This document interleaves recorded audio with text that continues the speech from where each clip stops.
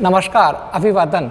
माध्यमिक शिक्षा परिषद उत्तर प्रदेश द्वारा सत्र 2024-25 के लिए शैक्षिक पंचांग निर्गत किया गया है।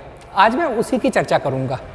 शैक्षिक पंचांग प्रत्येक सत्र में ही हमारे विभाग शासन द्वारा निर्गत किया जाता है।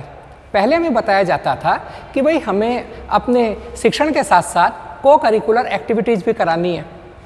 पिछले वर्ष कहा गया कि भाई शनिवार को आपको एक्टिविटीज़ करानी है। हमारी मर्जी पर छोड़ा जाता था कि हम कौन सी को करिकुलर एक्टिविटीज़ कब कराएं। आदेश आते थे कभी कभी कि भाई एक्टिविटी करानी है और 2 दिन पहले में पता लगता था। परंतु वर्तमान सत्र के लिए जो शैक्षिक पंचांग आया है उसके लिए मैं अपने सभी अधिकारियों का, विभागीय अधिकारी, शासन के अधिकारियों का धन्यवाद ज्ञापित करता हूँ, क्योंकि उन्होंने एक्टिविटी भी हमें बता दी कि अक्टूबर माह में किस शनिवार को कौन सी एक्टिविटी करनी है, कब क्या करना है, यह हमें पहले से पता होगा। आइए मैं शैक्षिक पंचांग की चर्चा को आरंभ करता हूं। 12 अप्रैल 2024 को वर्तमान सत्र के लिए सचिव माध्यमिक शिक्षा परिषद उत्तर प्रदेश प्रयागराज द्वारा एक शैक्षिक पंचांग निर्गत किया गया। शैक्षिक पंचांग में कुछ बातें पुरानी हैं, कुछ बातें नई हैं। सत्र आरंभ होगा 1 अप्रैल 2024 से, जो कि हो चुका है। क्योंकि हम मासिक टेस्ट, ऑब्जेक्टिव टाइप क्वेश्चन और वर्णनात्मक क्वेश्चन अलग अलग आधार पर लेते हैं, तो मई के तीसरे सप्ताह में हमें ऑब्जेक्टिव टाइप क्वेश्चन का टेस्ट लेना है अपने मासिक पाठ्यक्रम के अनुसार, और जुलाई के अंतिम सप्ताह में हमें मासिक टेस्ट लेना है अपना डेस्क्रिप्टिव क्वेश्चन के आधार पर। हाफ ईयरली एग्जाम की परीक्षा तिथि और बोर्ड एग्जाम के लिए और अन्य मासिक टेस्ट का ब्यौरा दिया गया है। साथ ही साथ आप इसमें देखेंगे कुछ सामान्य निर्देश दिए गए हैं, जैसे कि प्रत्येक विद्यालय में हम पहले वादन से पूर्व 15 मिनट की प्रातःकालीन प्रार्थना सभा आयोजित करते हैं। 15 मिनट, 20 मिनट, 25 मिनट, वो अपनी अपनी व्यवस्था के अनुसार होता है। उसमें आज का सुविचार प्रस्तुत किया जाता है शिक्षकों और विद्यार्थियों के द्वारा। इसमें कहा गया है कि आज के सुविचार की एक पंजिका बनाई जाएगी और माह के अंत में सर्वश्रेष्ठ सुविचार प्रस्तुत करने वाले विद्यार्थी को प्रार्थना सभा में सम्मानित किया जाएगा। तो एक हमें पंजिका बनानी होगी जिसमें हमें डेट वाइज किस बच्चे ने या किस शिक्षक ने या किस बाहर से हमने को अगर अतिथि बुलाए हैं तो उन्होंने किस विषय पर व्याख्यान दिया, क्या कहा, कब दिया, कितने समय का दिया, उसके विवरण के लिए एक पंजिका हमें बनानी होगी। नए सत्र में नया सवेरा कार्यक्रम का आयोजन हमें करना होगा, जिसमें हम अपने विद्यालय के पुरातन छात्रों को और क्षेत्र के सफल व्यक्तियों को, विद्वान व्यक्तियों को आमंत्रित करेंगे और नए सत्र में नया सवेरा कार्यक्रम के अंतर्गत वो भी व्याख्यान दे सकते हैं। कक्षा 9 से कक्षा 12 तक के प्रत्येक विद्यार्थी का कैरियर गाइडेंस पोर्टल पंख पर पंजीकरण कराएंगे। पंख एक लाजवाब पोर्टल है जिसमें 550 से ज्यादा कैरियर और छात्रवृत्ति, विभिन्न यूनिवर्सिटीज आदि की जानकारी दी गई है। राष्ट्रीय शिक्षा नीति 2020 के संबंध में विद्यालयों में कार्यशाला का आयोजन किया जाए और प्रत्येक विद्यालय में राष्ट्रीय शिक्षा नीति 2020 के इम्प्लीमेंटेशन के संबंध में एक स्कूल प्लान विकसित किया जाए, जिसमें विद्यालय स्तर पर की जाने वाली गतिविधियों को सम्मिलित किया जाए। विद्यालय स्तर पर कक्षा शिक्षण एवं अन्य गतिविधियों की समय सारणी तैयार कर ली जाए। शनिवार को आयोजित की जाने वाली गतिविधियों की समय सारणी भी संलग्न की गई है। विशेष रूप से गणित और विज्ञान विषय में हम हैंड्स ऑन एक्टिविटीज और जो एक्सपेरिमेंट हम करते हैं, एक्सपेरिमेंटल लर्निंग को हम बढ़ावा देंगे। साथ ही साथ सप्ताह में 2 वादन कम से कम उसमें निर्धारित किए गए हैं। शैक्षणिक गतिविधियों में जीवन कौशल शिक्षा के समावेश हेतु सप्ताह में 2 वादन भी निर्धारित किए गए हैं। लाइब्रेरी पर विशेष फोकस किया गया है और प्रत्येक सप्ताह में कम से कम 1 वादन को निर्धारित किया गया है। साथ ही साथ दीक्षा पोर्टल पर जो ई बुक्स हैं या एक प्रज्ञान ई लाइब्रेरी है, उस पर भी हम अपने बच्चों को जोड़ेंगे और बच्चों को हम जो एनसीईआरटी या जो उत्तर प्रदेश सरकार, भारत सरकार द्वारा जो डेवलप किया जाता है समय समय पर ई कंटेंट, वो हम विभिन्न उनके यूट्यूब लिंक बच्चों को फॉरवर्ड करेंगे। शिक्षक शिक्षण के साथ साथ विभिन्न प्रैक्टिकल वर्क, प्रोजेक्ट वर्क को हम संपन्न कराएंगे। एनईपी कहती है प्रोजेक्ट वर्क को और प्रैक्टिकल वर्क को, उससे पहले भी हम कराते ही हैं, उनको भी हम कराएंगे। और साथ ही साथ जो ओ लैब्स हैं, जैसे फैक्ट सिमुलेशंस हैं, जो ओ लैब्स हैं, उनसे भी हम बच्चों को जोड़ेंगे। माध्यमिक शिक्षा परिषद उत्तर प्रदेश द्वारा पाठ्यक्रम को परिषद की वेबसाइट पर भी अपलोड किया गया है। वो भी आपको अभी उस पर लेकर चलेंगे कि हमारा जो सिलेबस है वो किस प्रकार बांटा गया है। उसको भी हम मासिक पाठ्यक्रम के अनुसार ही अपना हम शिक्षण कराएंगे। समर कैंप, जो समर क्लासेस लगती हैं, उनको प्रत्येक विद्यालय में आयोजित किया जाएगा, जिसमें बहुत सी एक्टिविटी हम आयोजित करते हैं। जून माह में विश्व योग दिवस 21 जून के अवसर पर व्यायाम योग आधारित प्रतियोगिताएं अवश्य आयोजित की जाएं। विद्यालयों में सभी शिक्षकों को शिक्षक डायरी उपलब्ध कराई जाए। इसमें एक मैं कहना चाहूंगा कि जो शिक्षक डायरी है वो ट्रेडिशनल रूप में ना बने, बल्कि प्रत्येक विषय के और प्रत्येक टीचर के अपने टेस्ट के अनुसार अपना स्किल को दिखाने वाली डायरी बने, जिसे उस डायरी के द्वारा ये स्पष्ट हो कि हमने किस दिन क्या पढ़ाया, साथ में एक तरीके से ये भी क्या होमवर्क दिया, उसके साथ साथ हमारी जो शिक्षण योजना है उसका भी उल्लेख हो, और साथ ही साथ उनका भी उल्लेख हो जो हमने ई कंटेंट बच्चों को दिया। जैसे मैंने पहला चैप्टर फिजिक्स में पढ़ाया, तो जो दीक्षा की कौन सी वीडियो मैंने उन्हें भेजी, या मैंने ई ज्ञान गंगा से उठाई, या मैंने किसी और अन्य एनसीईआरटी के पोर्टल से उठाई, या मैंने कहां से वो वीडियो उठाई, या पीएम ई विद्या की कोई वीडियो भेजी, तो उसके बारे में हम लिख सकते हैं कि बच्चों को इस होमवर्क में दी, तो उससे में आदत बन जाएगी और कोई भी हमारे अधिकारी भी पता चल पाएंगे। आपकी जो शिक्षक डायरी है वो उस शिक्षक के शिक्षण का ही एक तरह से दर्पण होता है, तो अपनी शिक्षण योजना का भी उसमें जरूर एक तरीके से विवरण उपलब्ध हो। परिषद द्वारा वेबसाइट बनाने के निर्देश में देखिएगा, पिछले 2 साल से जब से कोरोना काल गया है, प्रत्येक माध्यमिक विद्यालय की वेबसाइट बनी है। इस वेबसाइट पर मैं विशेष रूप से फोकस करना चाहूंगा, आपका ध्यान थोड़ा आकर्षित करना चाहूंगा कि जब हम कोई वेबसाइट बनवाते हैं, सामान्यतः मैं उन शिक्षक साथियों से या प्रधानाचार्य बंधुओं का ध्यान आकर्षित करना चाहता हूं, तो हमें 2 चीजों की जरूरत होती है, डोमेन पोर्टल और होस्टिंग। हमने किसी से वेबसाइट बनवाई, मान लीजिए हम अपने आप नहीं बना सकते हैं तो हम बाहर से बनवाएंगे, तो डोमेन हमें बाई करना पड़ेगा और होस्टिंग भी हमें बाई करना पड़ेगा। डोमेन हम 1 साल का लेंगे या 2 साल का या 3 या 5 साल का, जितना मैक्सिमम हो और जो भी उस समय प्लान चल रहा हो, हम ज्यादा समय का डोमेन बाई करें। होस्टिंग भी बाई करेंगे, होस्टिंग थोड़ा महंगा होता है ना, और इन दोनों चीजों को हमें ईयरली रिन्यू कराना पड़ता है। आपने अक्सर देखा होगा कि पिछले 2 साल पहले अगर कोई वेबसाइट बनी है, तो कुछ विद्यालयों की वो 1 साल 2 साल बाद जाकर बंद हो जाती है, या वो एक्टिव नहीं रहती है, क्योंकि उसे हम रिन्यू नहीं कराते हैं, या उस पर लगातार फोटो अपलोड नहीं करते हैं, या अपनी कॉलेज की जानकारी अपलोड नहीं करते हैं। तो इसमें एक व्यक्ति को जरूर ट्रेन होना पड़ेगा। और मैं इसमें एक बात और कहना चाहूंगा कि अपना खर्चा भी घटा सकते हैं हम केवल डोमेन बाई करें, हम होस्टिंग बाई ना करें, है ना। हम साइट डॉट गूगल पर जाकर अपनी वेबसाइट खुद डेवलप कर लें, बहुत इजी है, उसके भी आराम से हम डेवलप कर सकते हैं, और हमें केवल डोमेन को बाई करना पड़ेगा। मुश्किल से मुश्किल 1000 या 1500-2000 रुपए ईयरली का वो खर्चा होगा, और जो हम साइट डॉट गूगल पर अपनी वेबसाइट बनाएंगे उसका होस्टिंग किसी के पास नहीं होगी, गूगल के पास होगा।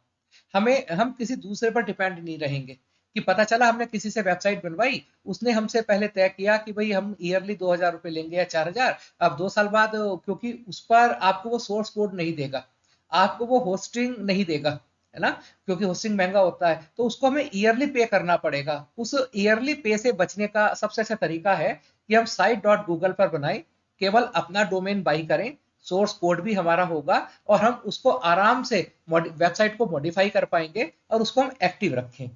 डिजिटल लिटरेसी को बढ़ाने के लिए प्रत्येक पंजीकृत विद्यार्थी से उनकी ईमेल आईडी बनवाई जाए। ईमेल आईडी बनानी नहीं है हमें, उनसे बनवाई जाए, और उन्हें उसके प्रयोग हेतु ट्रेंड किया जाए बच्चों को। नियमित पठन पाठन में ईमेल आईडी के व्यावहारिक प्रयोग को बढ़ावा दिया जाए।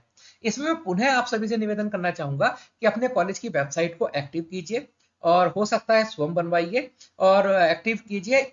ईमेल पर व्हाट्सएप ग्रुप के मुकाबले ईमेल पर भेजना आसान है, और वो सेफ भी रहता है, और ईमेल का हम प्रयोग करना शुरू करें, और अपने बच्चों के व्हाट्सएप ग्रुप के मुकाबले कॉलेज की वेबसाइट पर लाएंगे, तो वेबसाइट अपने आप रनिंग में हो जाएगी, और हमारी सूचनाएं, जैसे किसी दिन बाई चांस से अचानक ही छुट्टी डिक्लेयर हो गई, तो हमने वेबसाइट पर डाल दिया, अपने बच्चों के आईडी कार्ड पर वेबसाइट दे दी, अपने हर जगह वेबसाइट का प्रचार किया, तो हमारी हर सूचना, हमें बात ज्यादा नहीं कहना, हमें केवल एक बात तक लाना है कि बच्चों या गार्जियंस, जिस सभी गार्जियन से बताया जाएगा कि भाई हमारी जो भी सूचना होगी वेबसाइट पर होगी, तो बच्चा आराम से ओपन करेगा।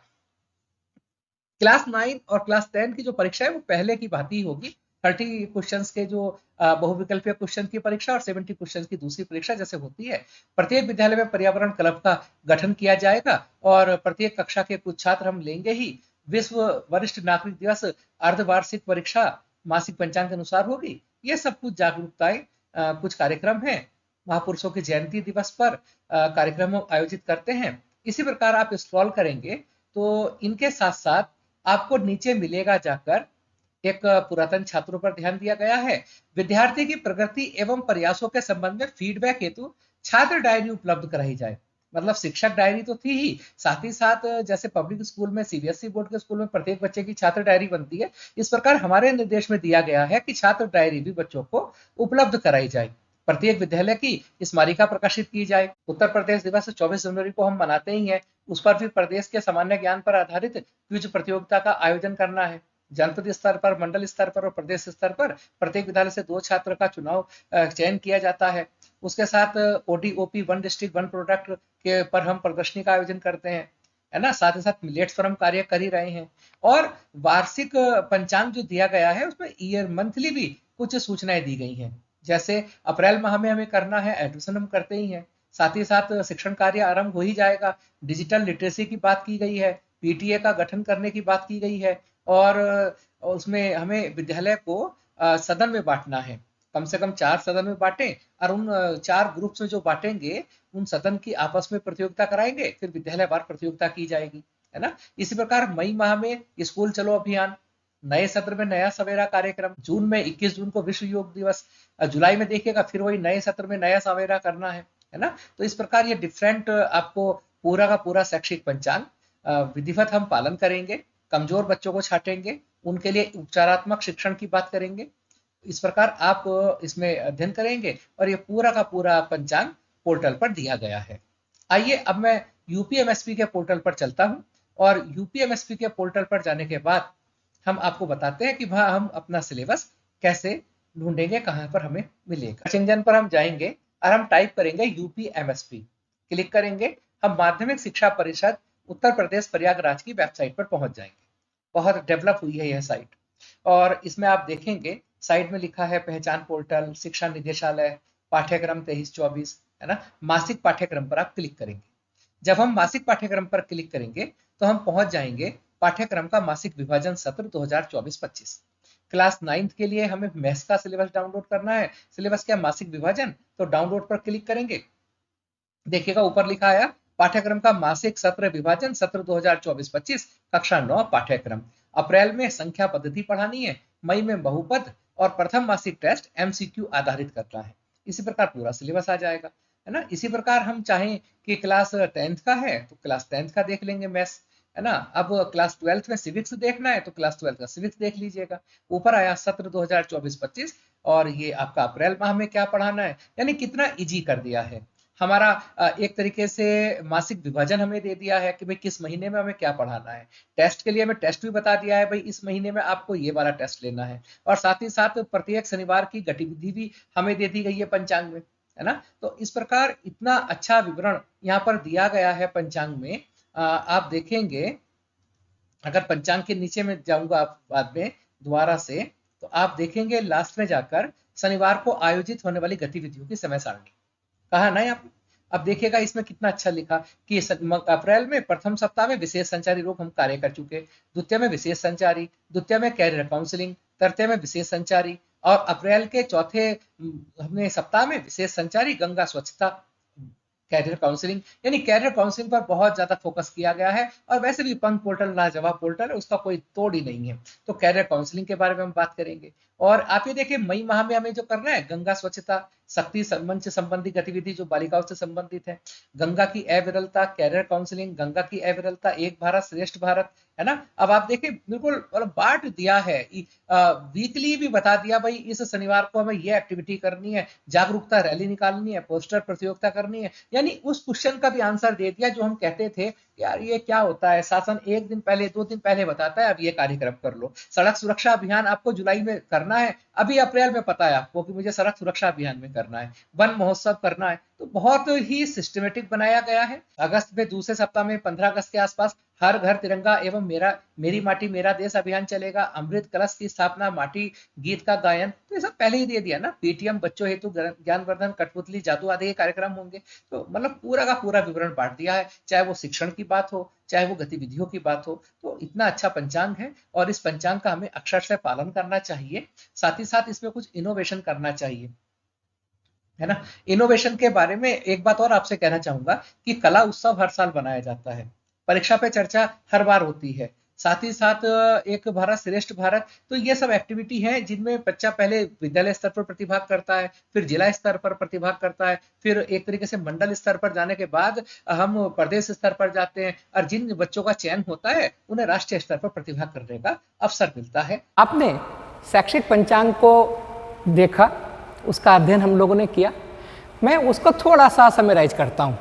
शैक्षिक पंचांग में मुख्य रूप से जो को करिकुलर एक्टिविटीज़ हैं जो प्रत्येक शनिवार को या बीच बीच में हमें आयोजित करनी है अपने विद्यालय में, उनको अगर हम ध्यान से देखें तो मोटा मोटी केवल 10 या 12 एक्टिविटीज़ को ही बार बार दोहराव किया गया है ना। जैसे संचारी रोग एवं पोषण, स्वास्थ्य संबंधी एक्टिविटी हैं, कैरियर काउंसलिंग है ना, पंख पोर्टल पर काफ़ी फोकस किया गया है, उसके लिए विशेष धन्यवाद हमारे अधिकारियों को। हर घर तिरंगा, मेरी माटी मेरा देश, एक भारत श्रेष्ठ भारत, स्टैंडर्ड क्लब्स कुछ बनते हैं है ना। तो साथ ही साथ सड़क सुरक्षा, गंगा स्वच्छता, विज्ञान गणित गतिविधियां, इंस्पायर अवार्ड और भी विज्ञान के बहुत से कार्यक्रम जो हम एक्टिविटी करते हैं, साथ ही साथ पर्यावरण प्रदूषण संबंधी एक्टिविटी। तो यानी कुल मिलाकर इन सब बातों के लिए ही कुछ सांस्कृतिक क्रियाकलाप की बात की गई है, साहित्यिक गतिविधियों की बात की गई है ना। शक्ति मंच जो लड़कियां गर्ल्स और शिक्षिकाओं का मिलकर बनाया जाता है, वेस्ट टू बेस्ट यानी कबाड़ से जुगाड़,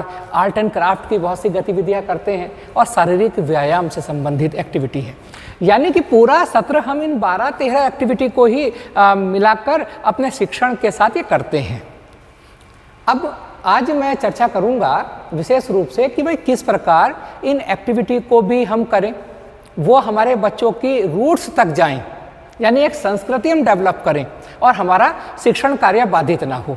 आपने सुना होगा, कुछ शिक्षक भी कहते हैं या कुछ आम बोलचाल में, कि आजकल तो कॉलेज में केवल एक्टिविटी रह गई, पढ़ाई के नाम पर केवल एक्टिविटी करा दो। ये किसका कार्य है? वास्तव में ये शिक्षक और विद्यालय का ही कार्य है।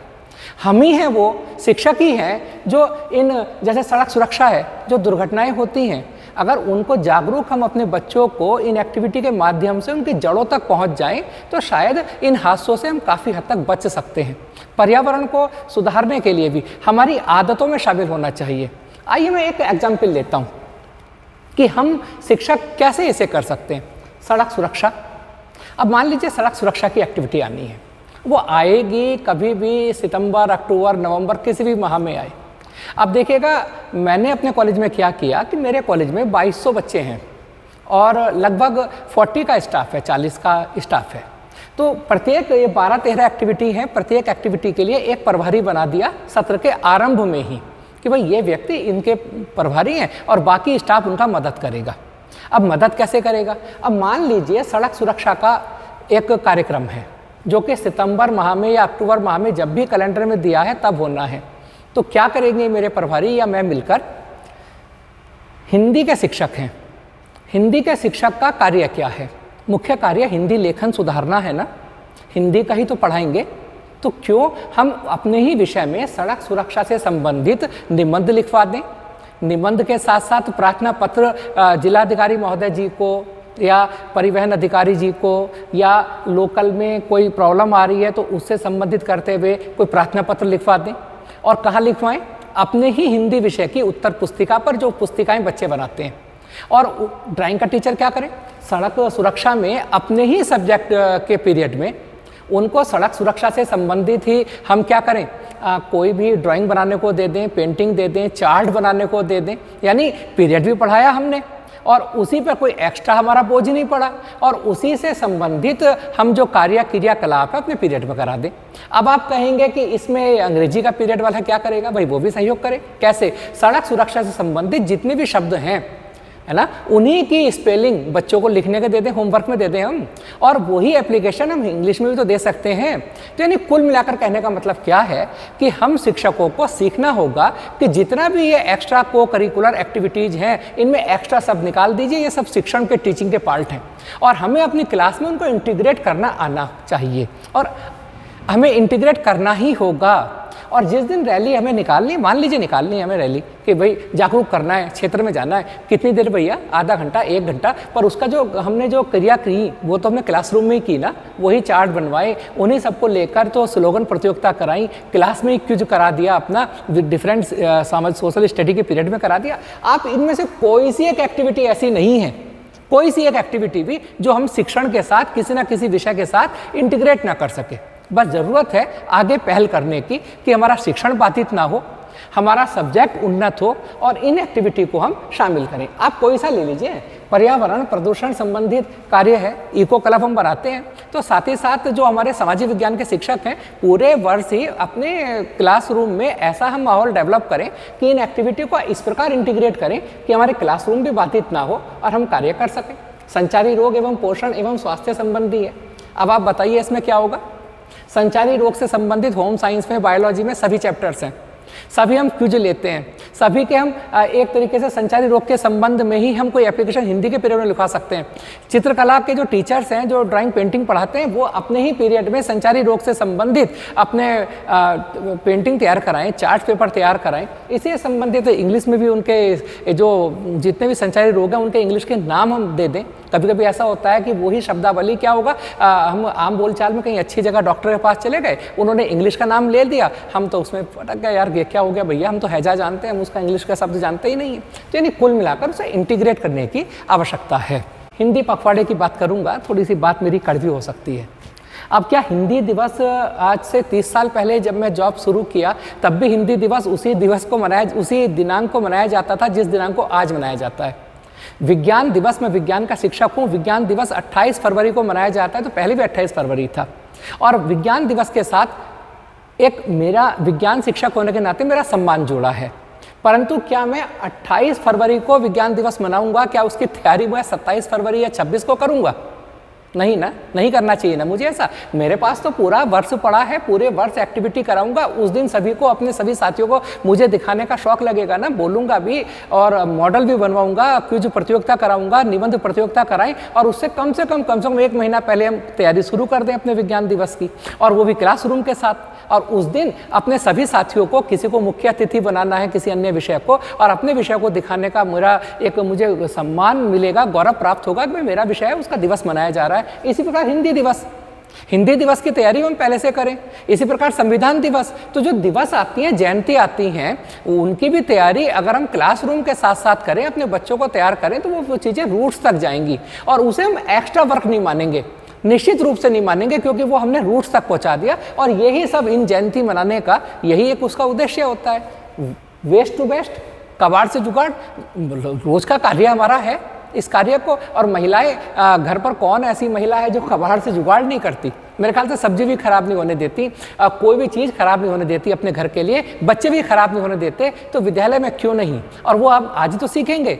अब हम अभी इस समय हम क्या कर रहे हैं, मतदान जागरूकता कार्यक्रम में लगे हैं सभी, स्वीप योजना के अंतर्गत, है ना। उसमें आप सोचेंगे कि भाई ऐसा क्यों, आर्ट एंड क्राफ्ट से क्या होगा? कोई सब्जी से डिजाइन बना रहा है बच्चा, कोई आर्ट एंड क्राफ्ट से बता रहा है, कोई सेल्फी पॉइंट, वो ऐसा क्यों?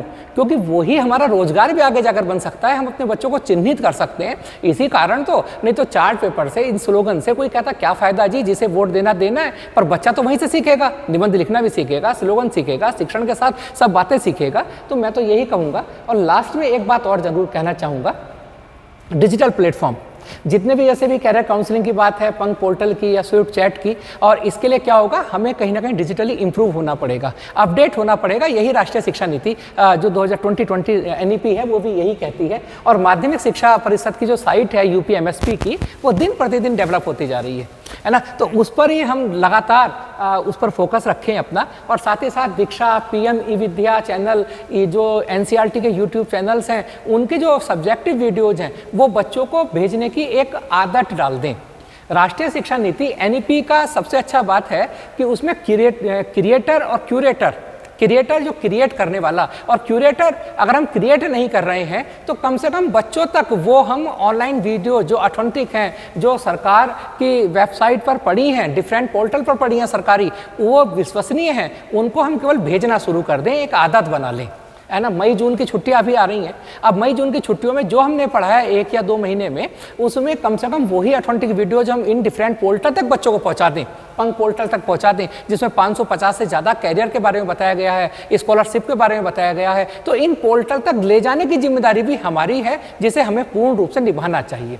जब भी हम कोई एक्टिविटी करते हैं तो उसके बाद क्या होना चाहिए, जो उस एक्टिविटी का प्रभारी है विद्यालय में, देखिएगा, प्रभारी निर्भर करता है हमारी छात्र संख्या पर और हमारे कॉलेज में शिक्षक कितने हैं। मान लीजिए 4 ही शिक्षक है तो उन्हीं को सबको, और उनके यहाँ बच्चे भी कम होंगे, और जहाँ बच्चे ज़्यादा हैं वहाँ शिक्षक भी ज़्यादा होंगे, तो वो तो अपनी समस्या अपने हल के आधार पर हमें करना होगा। और जब हम कोई कार्यक्रम करते हैं तो मेरी ओपिनियन में लास्ट में हमें उस कार्यक्रम की रिपोर्ट जरूर बनानी चाहिए। जैसे कार्यक्रम किस तिथि को, किस समय पर, कहाँ हुआ, उसका विषय क्या था, उस कार्यक्रम के लिए हमने कौन सी गतिविधि आयोजित की, निबंध प्रतियोगिता की, रंगोली प्रतियोगिता की, पेंटिंग की, क्या किया, और लक्षित वर्ग क्या था, आयोजन स्थल कहाँ था, हमारा कॉलेज था या कहीं कोई चौराहा था या कोई परिसर था, प्रतिभागियों की संख्या कितनी थी, कौन मुख्य अतिथि थे और उन मुख्य अतिथि ने उस समय क्या हमें संदेश दिया, हमारी एक्टिविटी ने किस किस ने सहयोग किया, और कम से कम उसके 8 से 10 फोटो जिसमें उस एक्टिविटी की झलक भी दिखे, कार्यक्रम कौन सा था, कहाँ था, वो सब, और एक 2-3 शॉर्ट वीडियो, और नीचे अब वो विभाग को हम प्रेषित कर दें, अपने पास सुरक्षित रखें। और यही शासन चाहता है। शासन का मुख्य उद्देश्य हमें परेशान करना नहीं है। शासन या विभाग का मुख्य उद्देश्य है कि हम रूट्स तक वो पहुँचें, अपने बच्चों को इन्वॉल्व करें, और आने वाले समय में जब एक विद्यालय जिम्मेदार होता है, अगर कोई मेरे विद्यालय का डीएम या कोई अधिकारी बनता है, मैं सबके सामने कहता हूँ, देखो जी ये मेरे कॉलेज का विद्यार्थी थे, ये जज बन गए। अभी एक हमारे कॉलेज की बिटिया युक्ता शर्मा अभी उसमें नेवी में गई, जब उसने मुझे अपनी ड्रेस में फ़ोटो भेजा, मुझे बहुत अच्छा लगा, शायद बहुत ही अच्छा लगा उस दिन। तो ये जो सम्मान होता है, यही शिक्षक की पूंजी है। तो ये जब सब हम उनसे इन्वॉल्व करेंगे ऑनलाइन पोर्टल के साथ साथ, हम सबका सम्मान बढ़ेगा। और मैं आप सभी से यही निवेदन करता हूं कि डिजिटल प्लेटफॉर्म का जितना अधिक से अधिक हो सकता है यूज करें और अपने शैक्षिक पंचांग का अनुसरण करें। जय हिंद, जय भारत,